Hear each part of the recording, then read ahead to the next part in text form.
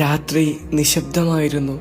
ഒരു പിതാവിൻ്റെ ഹൃദയത്തിൽ മാത്രം കൊടുങ്കാറ്റടിച്ചു വീശിക്കൊണ്ടിരുന്നു.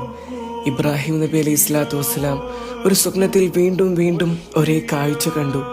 തൻ്റെ ഏറ്റവും പ്രിയപ്പെട്ട മകനെ അള്ളാഹുവിന് വേണ്ടി ബലി ചെയ്യുന്നത്. അത് ഒരു സാധാരണ സ്വപ്നമല്ലെന്ന് അദ്ദേഹത്തിന് അറിയാമായിരുന്നു. പക്ഷേ ഒരു പിതാവിന് അതിനെങ്ങനെ സഹിക്കാനാകും? അദ്ദേഹം തൻ്റെ മകനായ ഇസ്മായിൽ നബിയുടെ അടുത്തേക്ക് നടന്നു. മുഖത്തൊരു വേദനയുണ്ടായിരുന്നു, വാക്കുകളിൽ വിറയലും. മോനെ, ഞാനൊരു സ്വപ്നം കണ്ടു. അള്ളാഹുവിനു വേണ്ടി നിന്നെ ബലി ചെയ്യണമെന്ന്. ഒരു നിമിഷം ലോകം നിശ്ചലമായി. എന്നാൽ ആ ചെറുപ്പക്കാരൻ്റെ മറുപടി ചരിത്രത്തെ പോലും കരയിപ്പിക്കുന്നതായിരുന്നു. ഉപ്പ, അള്ളാഹു കൽപ്പിച്ചതുപോലെ ചെയ്യൂ.